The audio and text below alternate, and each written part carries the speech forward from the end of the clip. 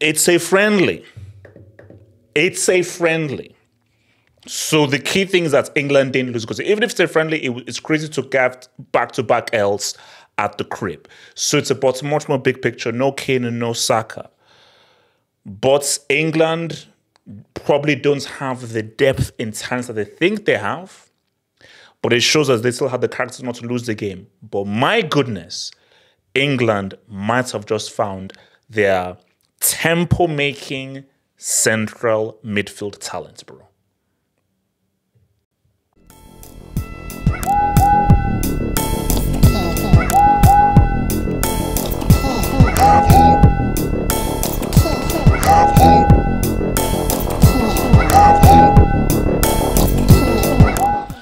So look, man, look, these are all tune-up games. And I think that you have to always take things into context. There's no Kane, your stats padding goal scorer, and there's no Saka, he's very important. And speaking of Saka, Bowen, pretty good in everything.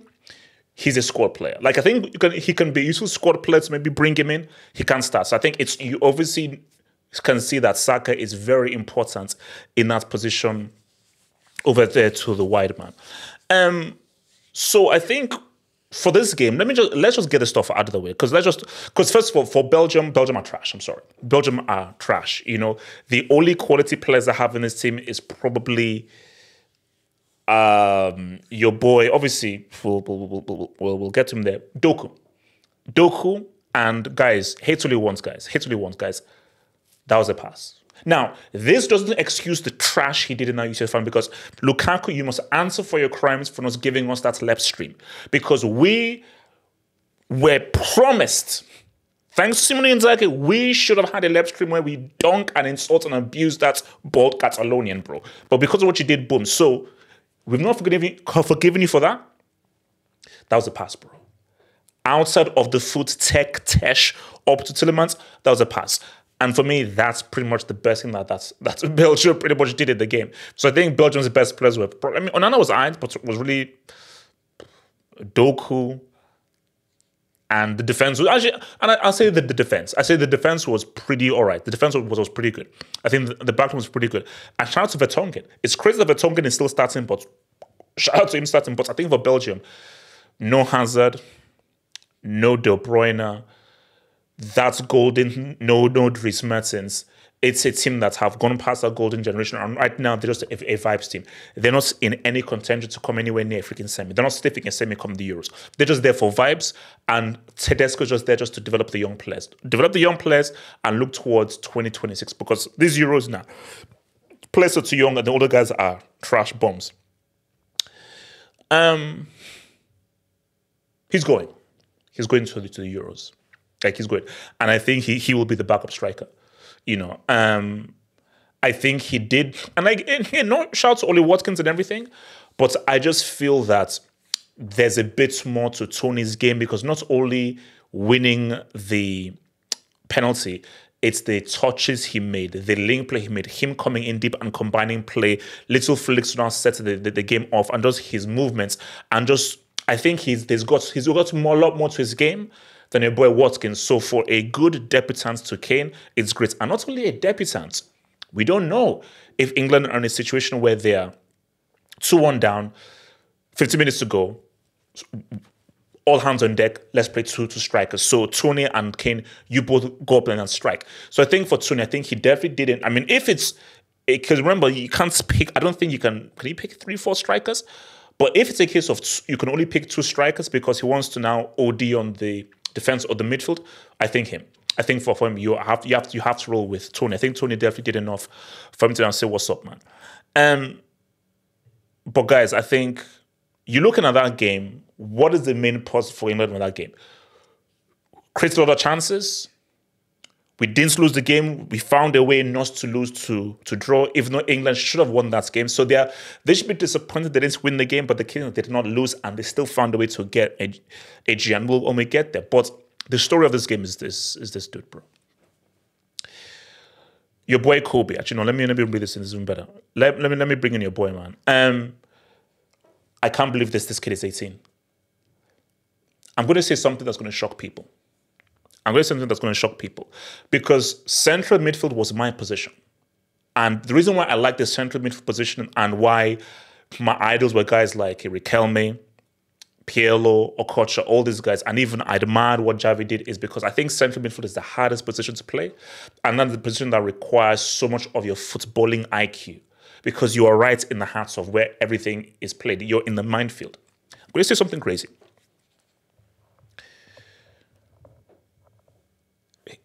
Kobbie Mainoo has the potential, keyword, potential, to be one of England's best ever central midfielders. See, football guys, you have to understand with what I'm saying and listen to the careful words. In terms of the central midfield, because England's biggest mistake was not building the team around Scholes. Scholes as a central midfielder was better than Lampard and Jude. Jude was more multifaceted than Scholes. Lampard was a better attacking midfielder than Scholes.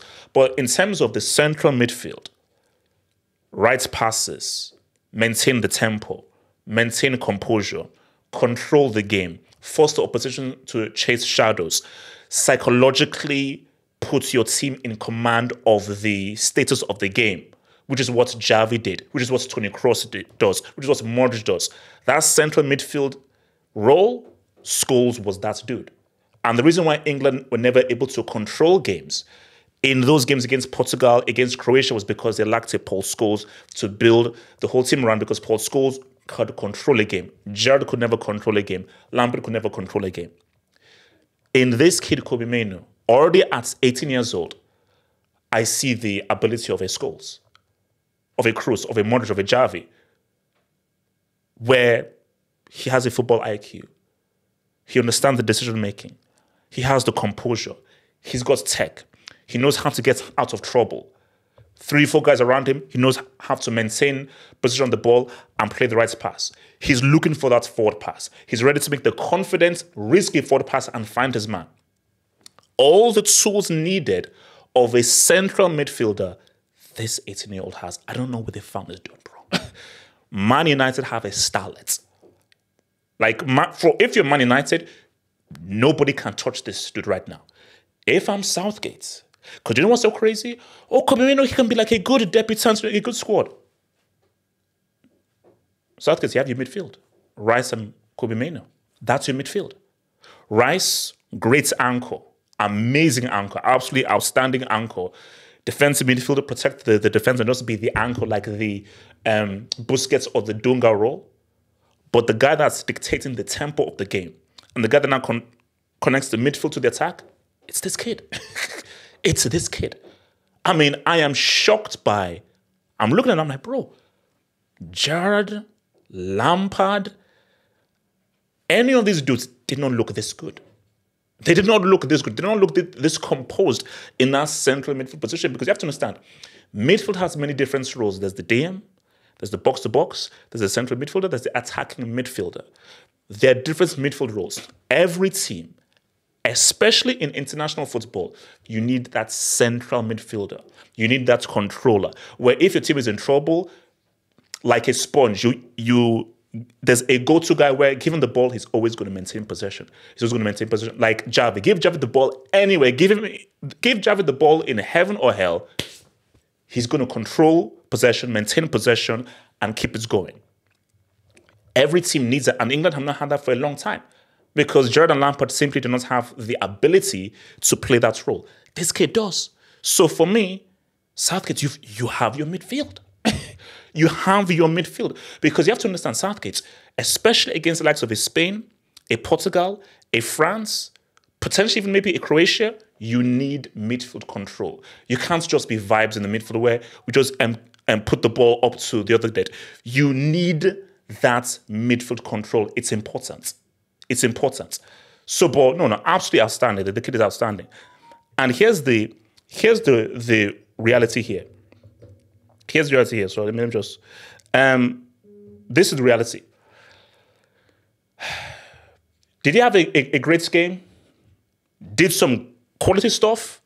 Gave the ball away a lot, made him a lot of mistakes. So it was up and down. But see, this is where you have to understand football. Jude is essential in this team. He's essential. You see, football is about risk-taking, taking risks. Like, if you take risks, you will make mistakes, you will lose the ball. The goal of the game is to win. You only win by taking risks and making mistakes, because the thing is, try, fail, fail, boom, go, boom. The ends justify the means. All that matters is we win this game, and we do everything and try everything in our power to win this game. And Jude, mistakes, ball was going out, but he kept going. He kept going. He kept pushing. He kept going. Shoots, ball, pass, shoots. Until right space, right place, right time, we're in. He's essential to this team. And it's a long time. Like, the last time England had a guy like this was like a Rooney. But Rooney never really performed to that level. He only performed in one tournament, which was Euro, I think it was Euro 08, where he really performed from there. Or was it Euro 08? No. I think it was one of those Euros. I think it might be Euro 04. Yes, Euro 04. And then before Rooney, Gascoigne. So England have not had a player like this who really performed like this at England, where you're the number 10 creative mind since Gascoigne. So he is essential. And I told you, and as I said before, England's road to winning these Euros is through Jude and Kane. Kane is the stats starter, he's the goal scorer. Jude is the brains, the Geppetto, the puppeteer, and the guy that's there to make things happen. So combined with the stats starter and goal scorer, and with the brains of this whole operation in Jude, that is England's path to winning this tournament. You need the defense, you need the midfield. And also, very quickly, guys, so is it Southgate's fault that Pickford made that mistake? Is it Southgate's fault that Lewis Dunk made that mistake? Those 2 goals is not down to Southgate. It's down to individual error. As a manager, you cannot cater for individual error. You just can't. And I keep reminding you people, Kane missed that penalty. Kane was a huge reason why England did not beat France. Kane scores out that penalty. I think England go on and actually beats France in that game. And who knows, England probably end up in a World Cup final. So these are all things that you have to put through. So look, I think, as again, these are friendlies. At the end of the day, looking at England, they're going to be one of the biggest teams. I mean, Belgium are, no. Belgium, so H only wants, it just shows you how important Hazard is. Hazard and De Bruyne are still important to this team. Hazard to this day, Zad can still say what's up. I don't give a damn. He still can say what's up. So, but I'm just saying though that, I'm just saying. You see, that's the Luke Skywalker I know. Not that bomb in the UCL final. That's the Luke Skywalker I know. That's it. See, that is Luke Skywalker. That's the Jedi I know. That guy, the guy that we saw was a freaking Oompa Loompa R2D2. I should know how to do this. Right? Basically, one of those bombs from the freaking Last Jedi or thing like that. Starts like Oompa Loompa, whatever those bombs are called. So, Wookiee. Is it Wookiees? But yeah, man. As I said again, Southgate is the right man for England. Whether you like it or not, he is the right man for England. Southgate is not here to entertain you. He's here to try to win a tournament. And for me, it's going to come down to, can the individuals rise up and make the difference? Southgate is not saying, oh no, don't win. It's up to the individuals to rise up and make the difference in this team. England have the talent, they have the ability, they have the team, and the opposition isn't very strong. It is now or never for England, man. Like, subscribe, one love.